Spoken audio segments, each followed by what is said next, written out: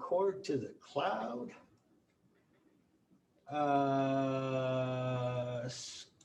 Screen share. Share. And play.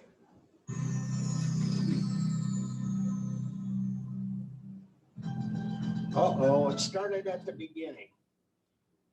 That's actually, images on canvas. it's actually the second video of David's. In a Hollywood studio, Hockney recreates masterpieces by Vermeer, Caravaggio, and Van Eyck, and demonstrates the secret techniques they use to create such vivid pictures. Yeah, it's This fine now. extraordinary new evidence rewrites the story of some of the most famous paintings in the world. Van Eyck, that's one that we're looking at.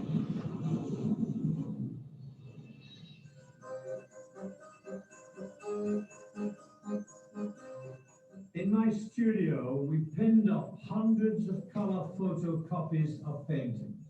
Paintings which seemed to have an optical look and paintings that did not. Slowly, we got a kind of order. I put Northern Europe at the top and Southern Europe at the bottom. The war was necessary because I could then sit back and scan centuries of Western painting. We worked back further and further, and finally we got to a date where beyond that it is very different. And that date is approximately 1420. That date is when a big change occurs. That's been observed by every art historian. The explanations for it are, everybody could suddenly draw better. Really, not that good an explanation, not that rational, really. So we are focusing on this sudden change that happened. So what is an explanation?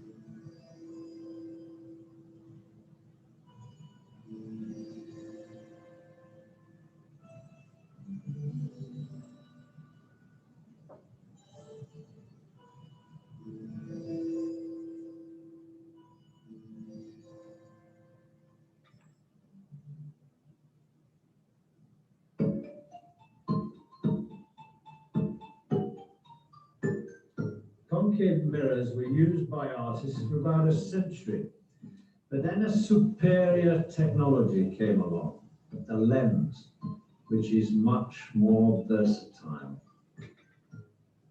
The projections now can be almost any size you want. They can be life-size, they can be tiny, they can be anything. With the mirror lens, that's not true. See, it's a certain scale, it's that scale of the Netherlands portrait. So obviously, once you got this superior piece of equipment, you don't bother with the other. This is Sic Bacchus by Caravaggio, painted in 1594. To me, this seems to have been done with a concave mirror because it's constructed in sections like the Flemish paintings.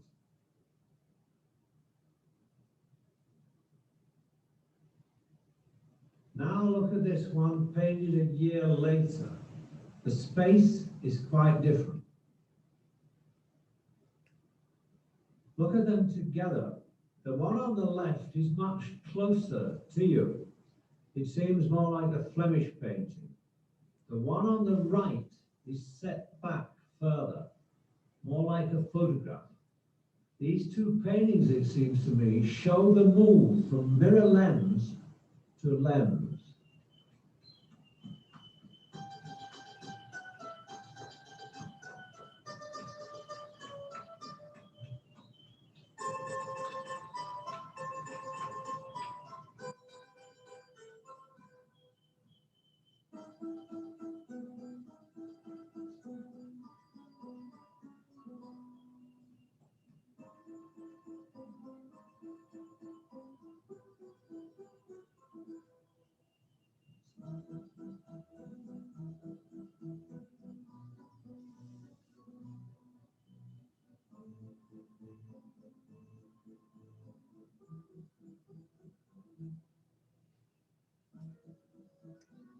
That's what the image looks like on the back wall.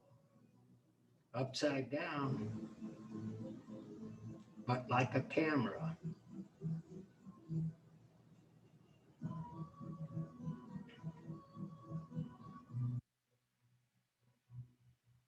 Okay, Rich, pick up the glass of wine.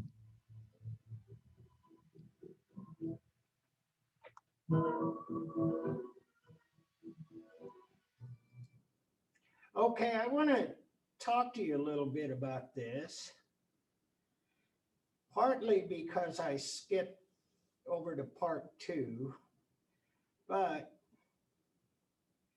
I wanted to explain this. Anybody know what this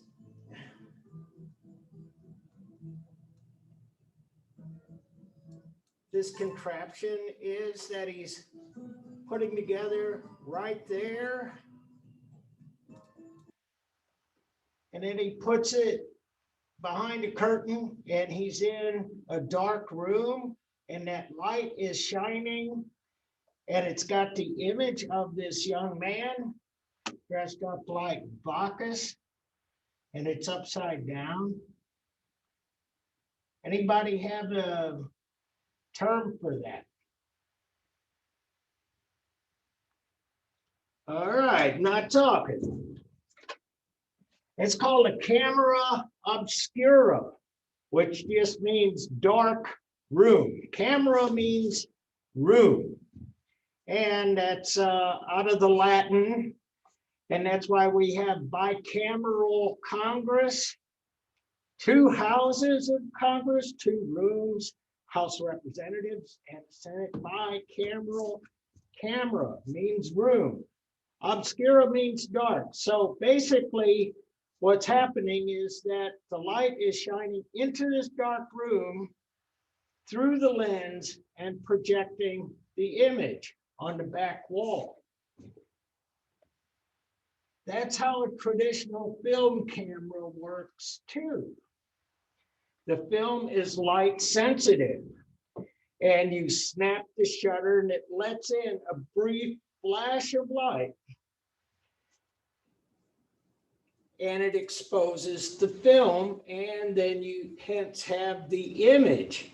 So that's kind of important. I want to do this first part though, on a Riot Network, and it'll make a little more sense to you. try it free. They say life is all about making choices. 2. Well, I didn't choose.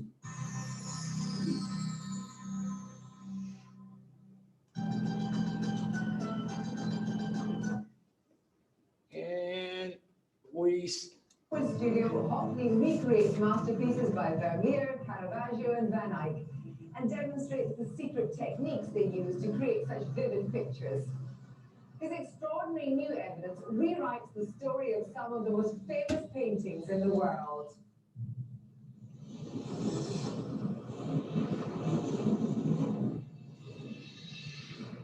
And the dress looks good at all engines. All sources show the second stage is very perfectly.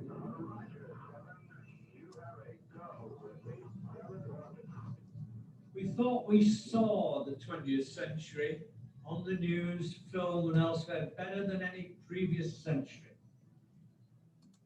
Although we could say we did not see it at all, a camera did. Up to 160 years ago, all images were made by artists. Chemicals replaced them.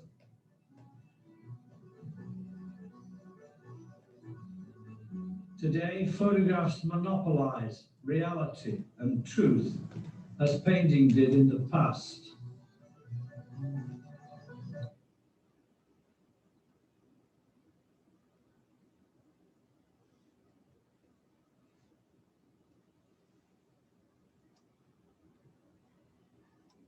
What?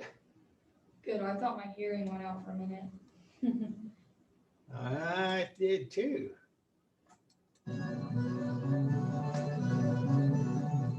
If we think what is in front of a camera is truth, verisimilitude, then those who command control over optical imagery have great power. Look at film, this, the press and advertising. But the real news is the power of the photographic image. Including this one you see in front of you, is coming to an end. The old masters had secretive image projecting devices that helped them draw faster and better. So hundreds of years later, why don't we have better ways to help today's artists draw? Exciting times are ahead. Well, these commercials are kind of, what's the word? Appropriate. Appropriate. Colored cookies. Yeah. Here we are in the Hollywood Hills. Below are the lights of Studio City. We're all hard at work here making pictures in studios. I've been designing my own kind of Hollywood set. Here is representing Renaissance Florence, Bruges, and Ghent. They look brand new as they did 600 years ago. Because this is a set in Hollywood, this is Hollywood too. Florence, Bruges, Ghent, and Hollywood. 4 cities deeply involved in picture making.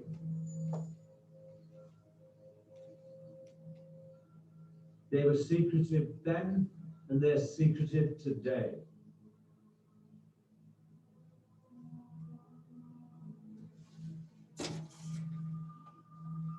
On this set, and in other real places, I'm going to make experiments that I hope will begin to reveal secrets of how these pictures were made over the last 600 years. Think of these words: real, natural, photographic, true to life. What do we mean when we use these words? Why does this Byzantine Christ look like this Van Gogh? This all started with a hunch. Ingres, the great 19th century French portrait painter, he had a show at the National Gallery in London with drawings made of English tourists on the Grand Tour going to Rome. They are beautiful drawings of rather wonderful looking characters, rather grand, all putting on their best clothes. I saw these drawings and I was struck by how small they really were. Very, very small indeed. The scale I would draw ahead, you kind of draw what you call sight size, which is bigger than these drawings. So I noticed this incredible accuracy about them, almost a photographic quality. I blew some of them up on a Xerox machine just to look at them a bit better. And I started to notice that the lines reminded me of Andy Warhol. He would project a photograph and trace the line. The line has a traced look. And to my surprise, some of these have a line similar to that. So I thought, well, 1812, how could it be done? And on a hunch, I thought, I wonder if he used a camera lucida. It's not that easy to use, a little tricky, and in effect, you get what looks like a projection onto the piece of paper, and you can also see your own hand. Nobody else sees this projection. It's actually an illusion. What you do first is look at the face very carefully, then decide what characteristics to measure. Do you see what I mean? Then you look. So long as you've made some relationships, especially between the eyes, the nose, and mouth, that's what you would set up.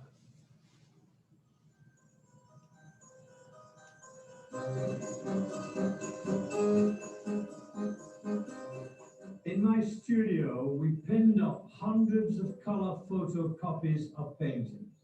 Paintings which seemed to have an optical look and paintings that did not. Slowly, we got a kind of order.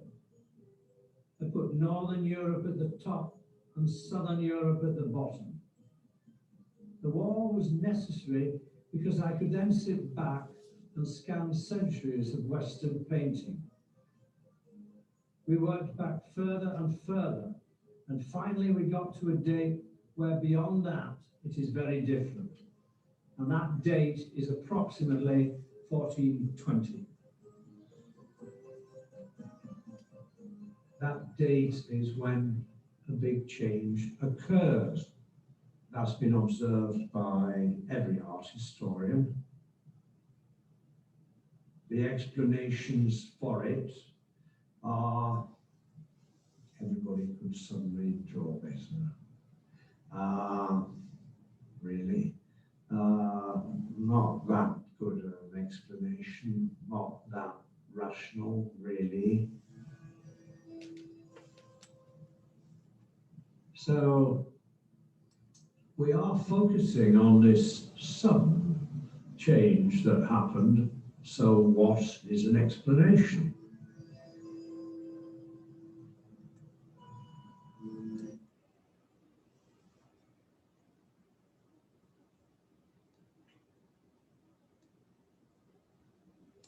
It is even more obvious in Northern Europe, Bruges and Ghent, individuals true to life and again brightly lit.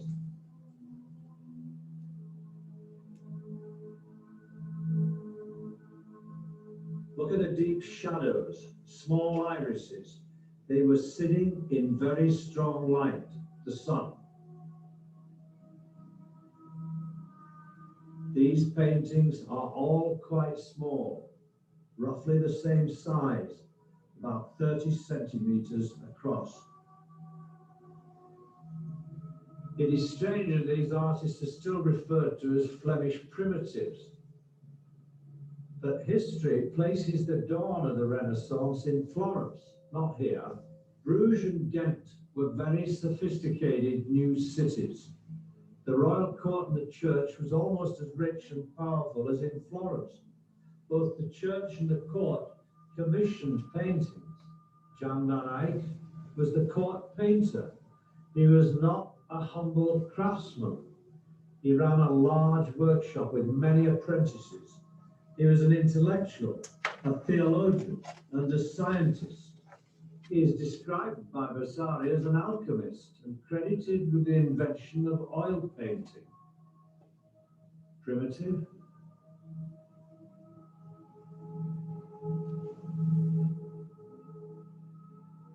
You are totally knocked out when looking at this picture. It's unbelievably rich in detail in every single part of it. The textures of cloth. The canon is holding a book with a kind of chamois leather that wraps the book.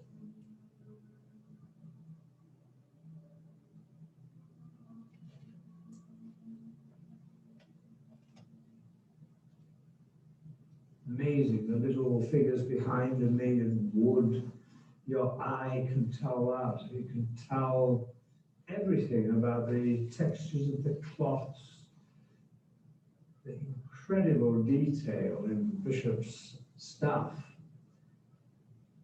Anything that's shiny, they seem to particularly love. The armor is polished. All the gold thread in the bishop's coat. The shines look amazing. They look correct, as we say. You could almost say at times, they're almost like photographs. You could almost say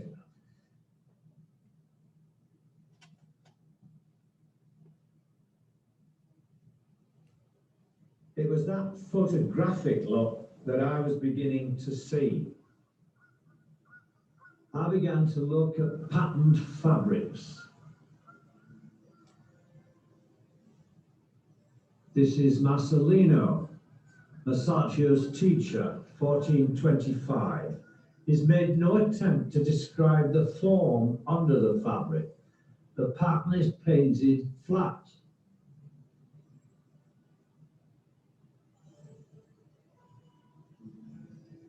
Van Eyck's fabric, done 10 years later, is very different. See how beautifully the pattern follows the form.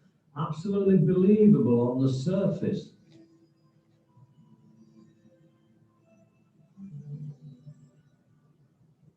This is Bronzino, 1545. By now, a bold, elaborate fabric is following all the folds done very elaborately.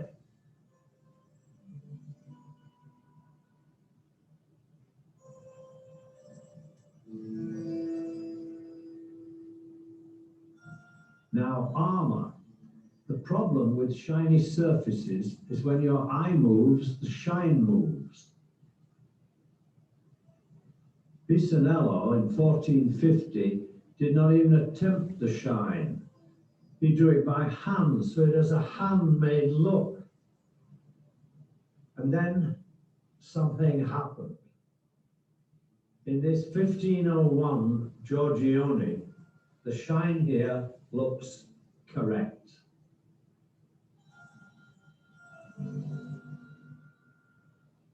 By 1625, Van Dyck's armor with a delicate etched pattern could almost be a photograph.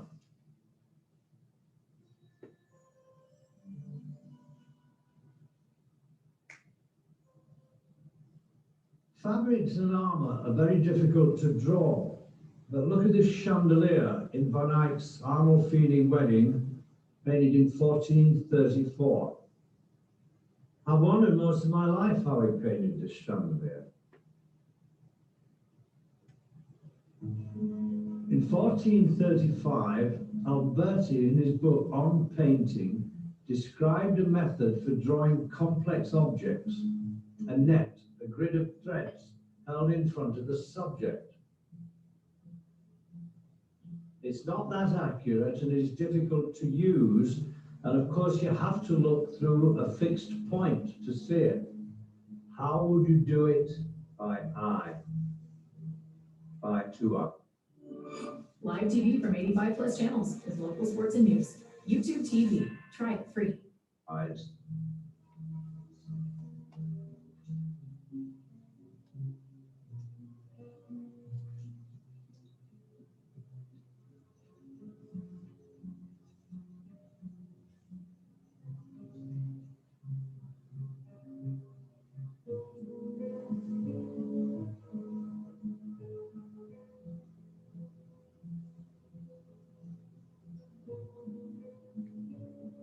Anybody who knows the slightest thing about technical drawing, tracing, architectural drawing, engineering drawing, anything, will know that what I was trying to do on this piece of paper was conceptualize into two dimensions this fantastic, complicated, marvelous chandelier that appeared in a painting in 1430.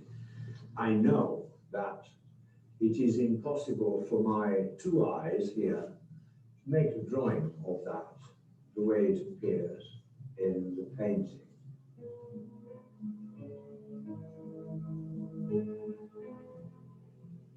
With a computer, you can turn the chandelier around. The very fact you can do this tells us that it is drawn in perfect perspective from a single point. And yet the methods for drawing something this complicated did not exist for at least another century. So how did artists in 15th century Bruges do it? Well, today they would have used a camera to take a photograph, a slide, project it onto the canvas, and then trace it. There are descriptions 100 years after Van Eyck of dark rooms with a lens called a camera obscura, which simply means dark room.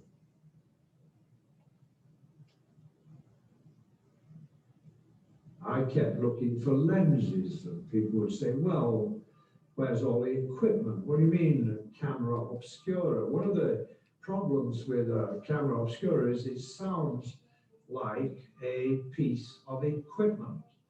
And I want to demonstrate that actually the only piece of equipment it is a piece of glass.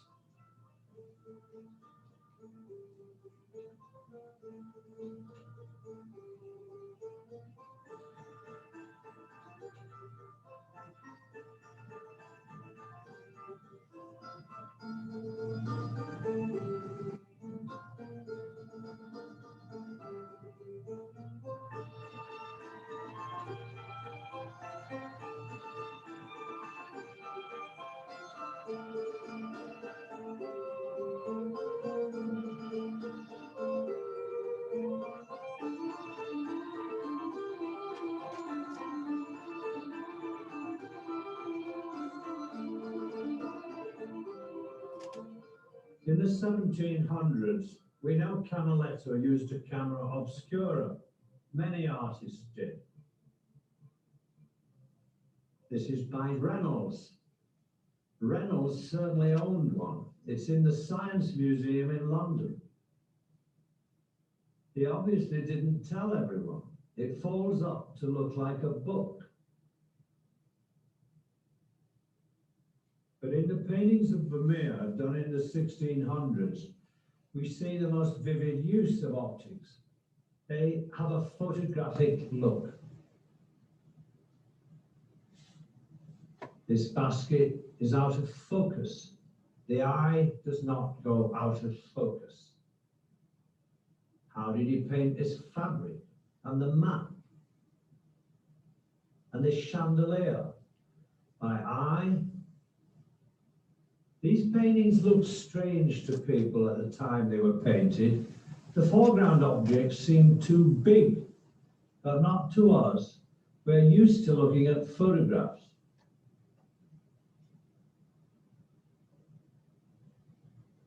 Professor Philip Stedman built this model not only from the painting, but from 17th century chairs, tiles, etc., that he went to great trouble to find, and discovered that, viewed from one single point, the view of Vermeer's camera, a photograph of the set matched the painting exactly. If you computerize Philip's model and project the scene through the lens, the image, focused on the back wall, is exactly the same size as the original canvas. In this model room, you can do the same with several other Vermeers. Only the people and the furniture change. The chance of this happening without optics is millions to one. You need quite a big lens because of the light. You're indoors and you need to see detail. And also, you need to project an image the size of the painting, which is, you know, this kind of size. So you need something that will project over that area. You don't need all the focus at once, because of course you can refocus a bit. But I think that his lens was that kind of size, and that's the sort of lens you begin to get late 16th century, 17th century, early 17th century for telescopes and big magnifying glasses. People making them, you know. So I think artists have them first. do you? Yeah, because images are more important in a way.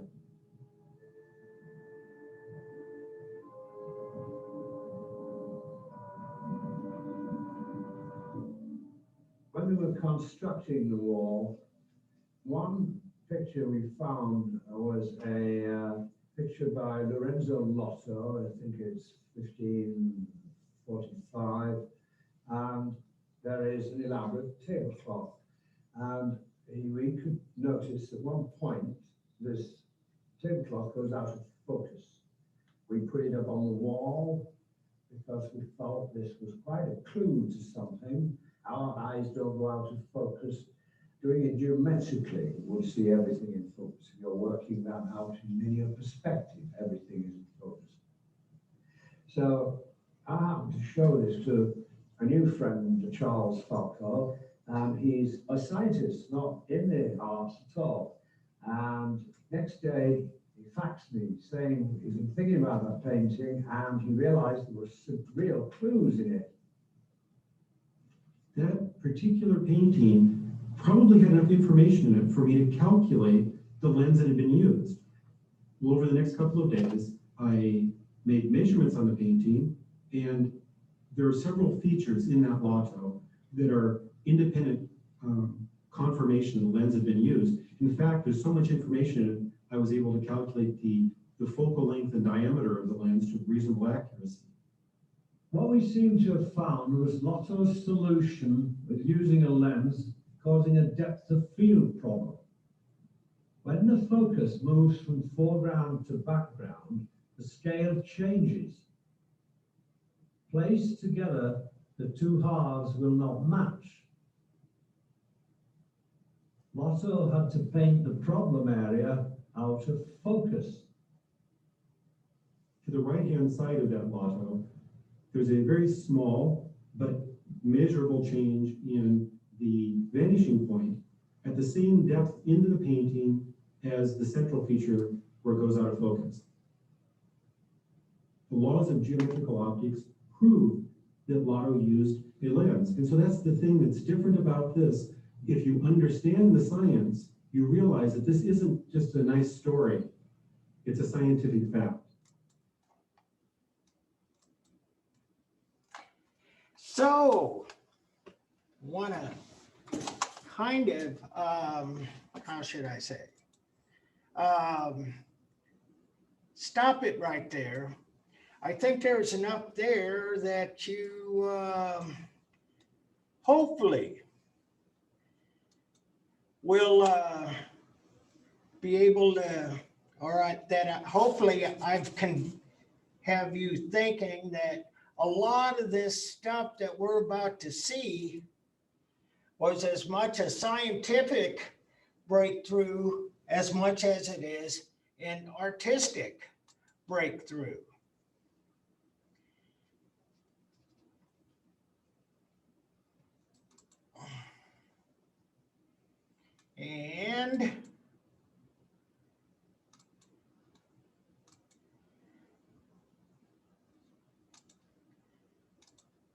And so are you looking at chapter 20?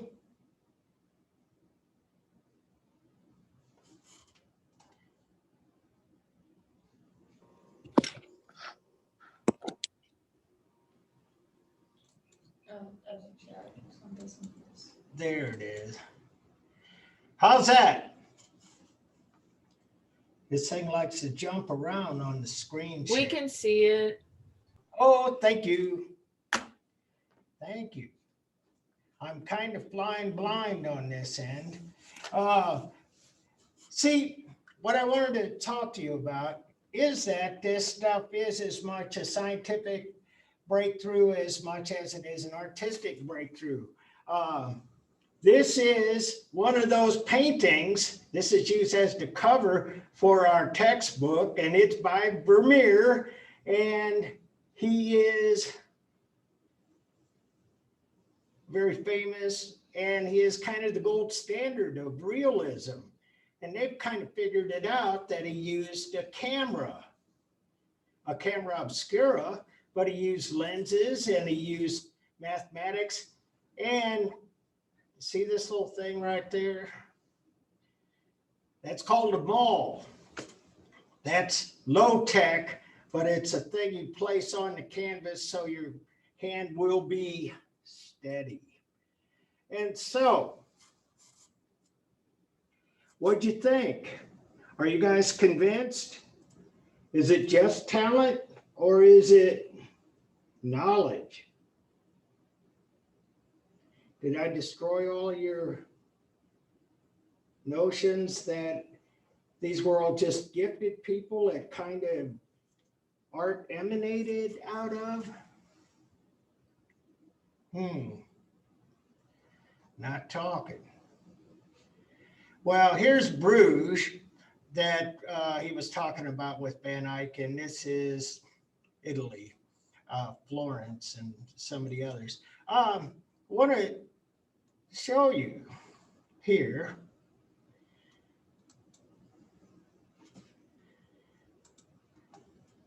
This is one of those Northern Renaissance paintings, and it probably was done with a lens.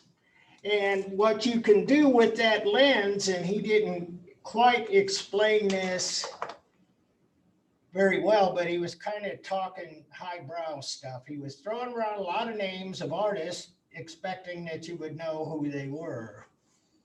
And so that's why I want to backtrack. I wanted you to get the idea.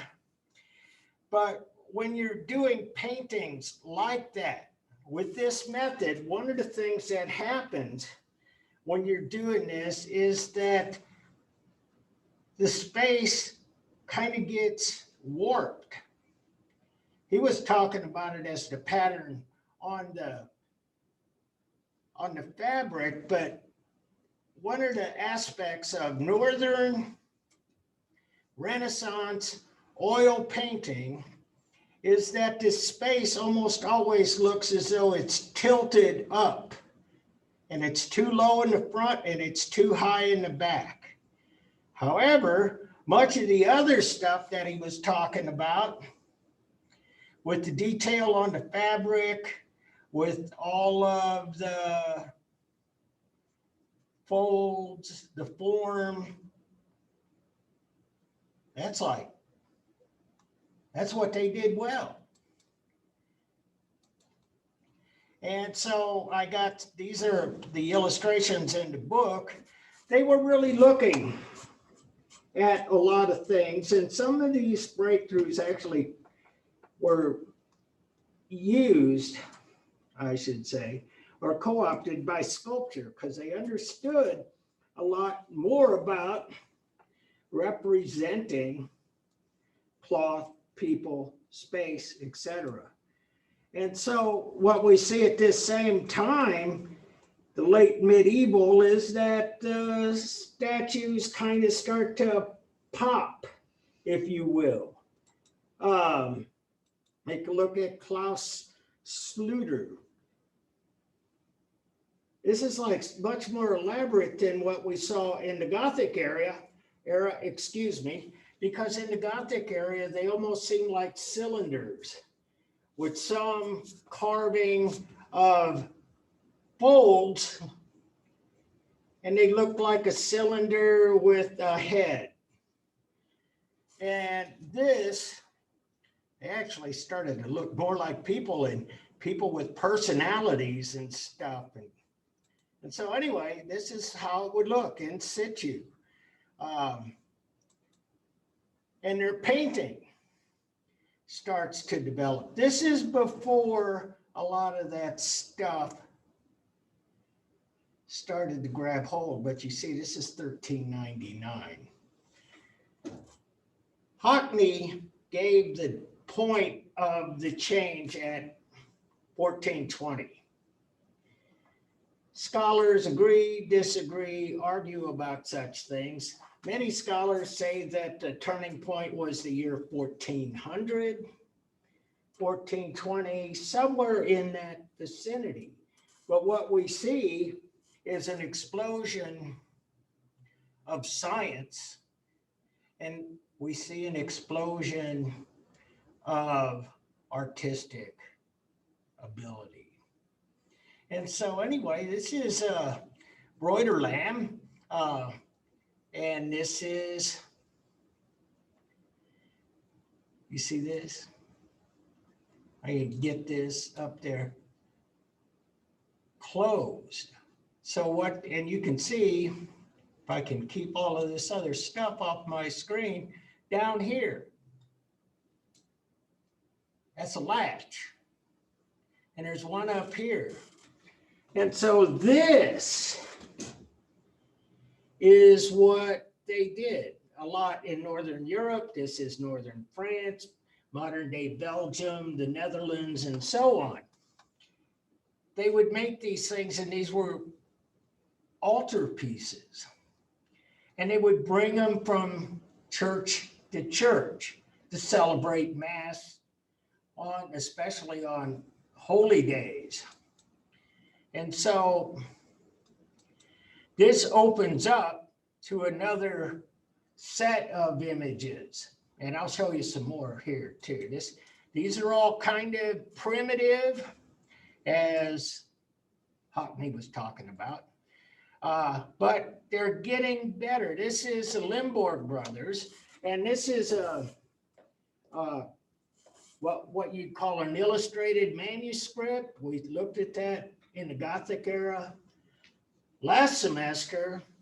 It continues, but it gets much, much more elaborate. And this is a calendar book, and this is January, this is October. Planting. After the harvest, replanting for the spring.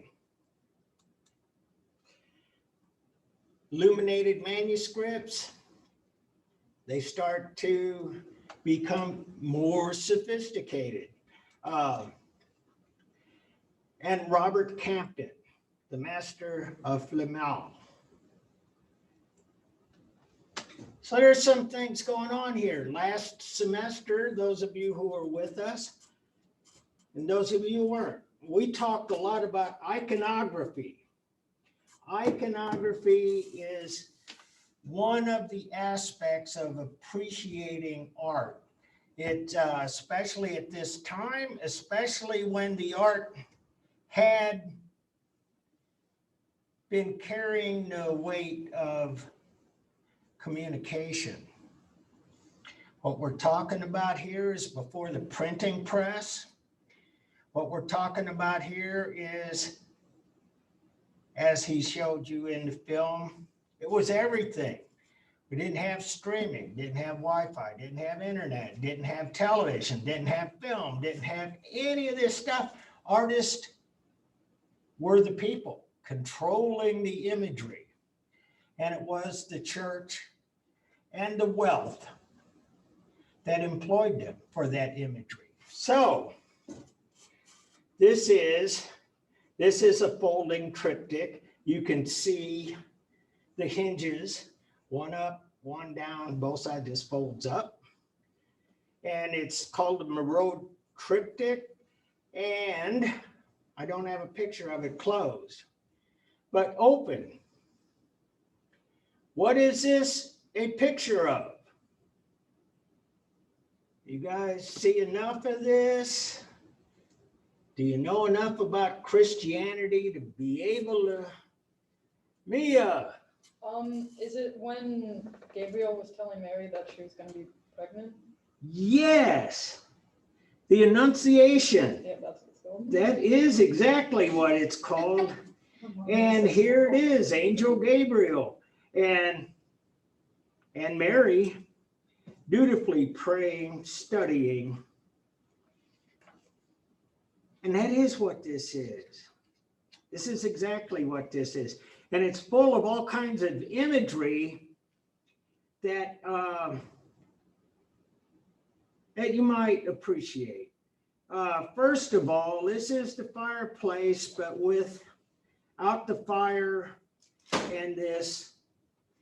And I had the name of this thing. It's something to block the fireplace. It just so the draft doesn't come down. And that is a symbol for virginity. Up here, this pot, the idea of hope and something for the future. That's how they thought about things back then. We got Mary, we got the books, and can you see this? I'm going to zoom in on that.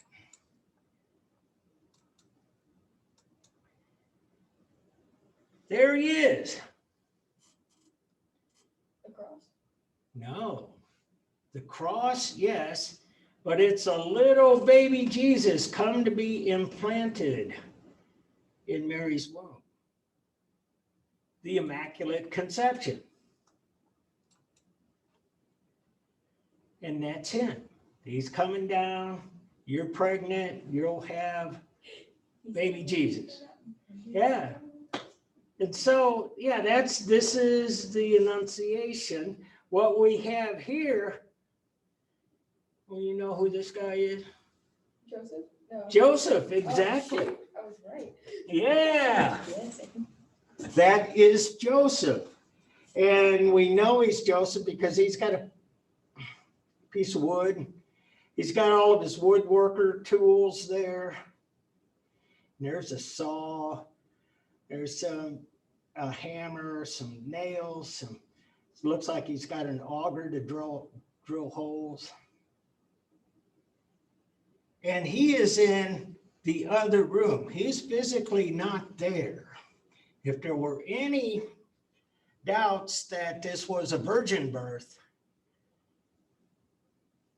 they would be laid to rest, because Joseph is not only physically not there, he's portrayed as being very, very old and probably not quite virile enough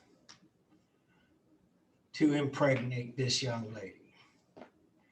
So anyway, I'm talking about that, and I'm not making fun of it. I'm just trying to show you that's all of the information here that people would read into this painting. And these people, what the heck? They're not in the Bible. They are the people who paid for Robert Campin to make this painting. And so we see the idea of the donor class asking that their images be included because they paid for this. And so we'll see that a lot in the Renaissance, both in Northern Renaissance and in the Southern Renaissance. You'll see the donors. And so this is the iconography. It's the Annunciation. It's the Marode altarpiece. Here's another altarpiece. This is just like probably accepted as one of the most magnificent altarpieces. Hubert and Jan van Eyck, Ghent altarpiece. And so we have a lot of the story here of Christ. And see, there's another right through the center here.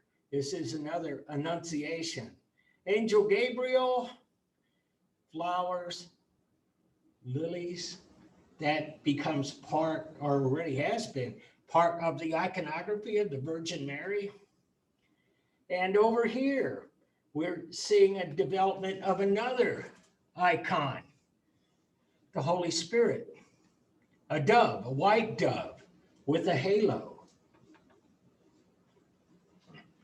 And these two folks here on the bottom, donors.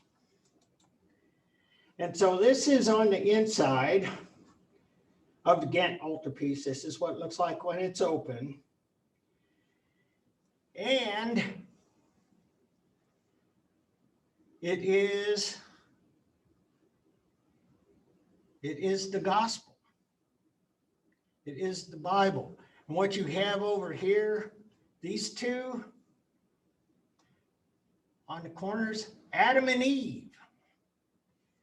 And it's after, you see, she's got the fruit of knowledge there, and they're probably both eating from it because they're ashamed of their nakedness. Is that how that's put in the book of Genesis? And so anyway, this is Mary.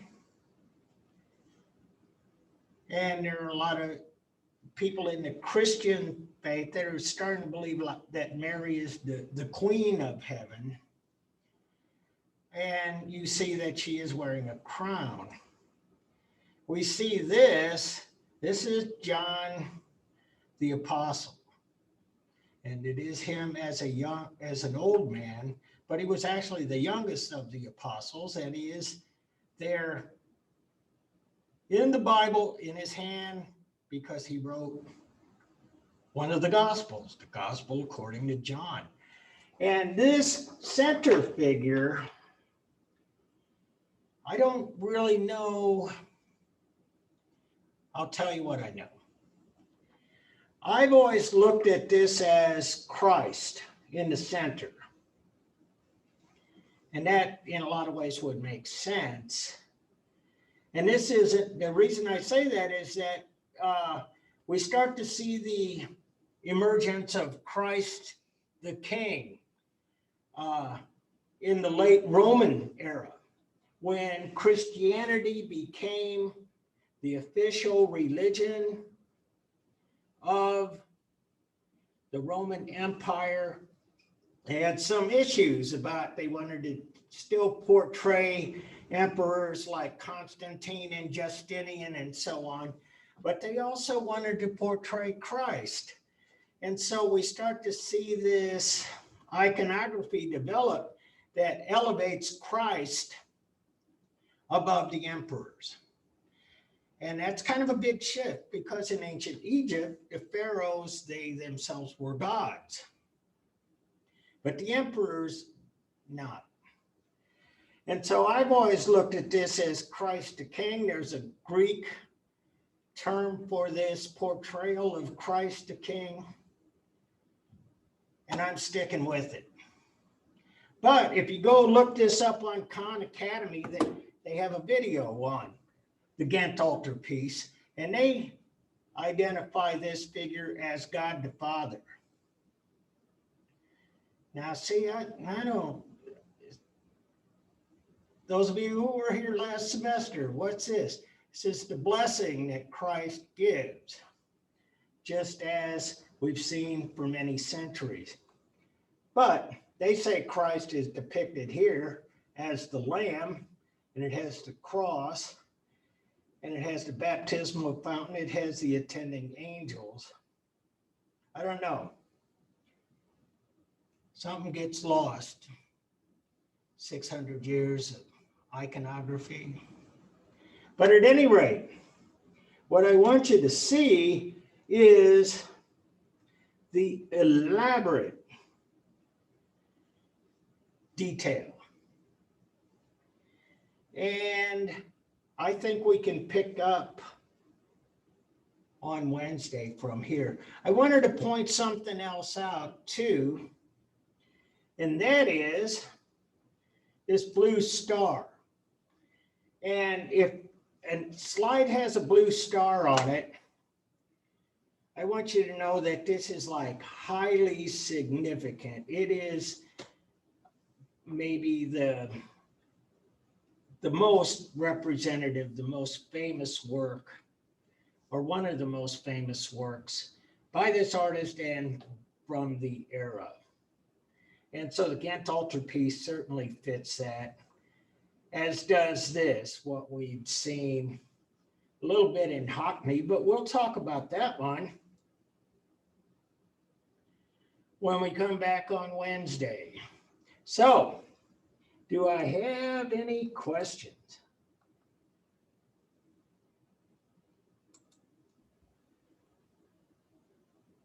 I think not.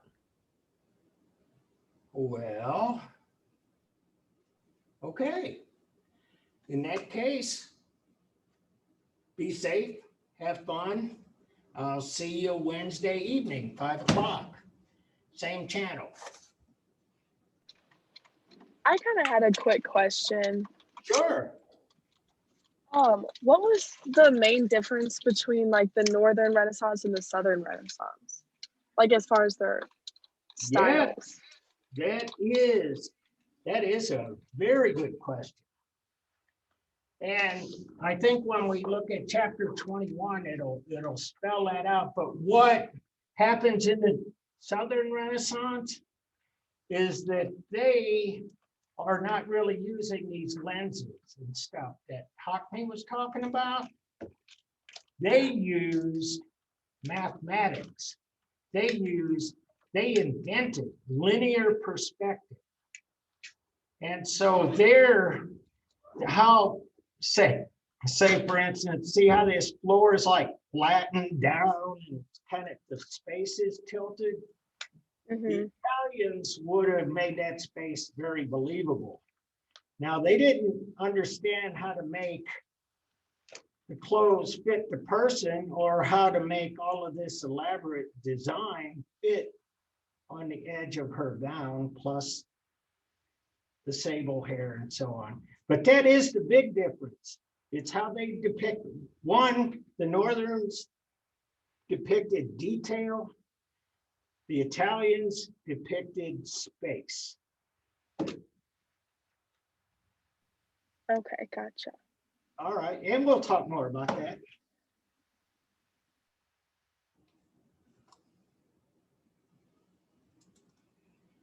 Well, all righty then.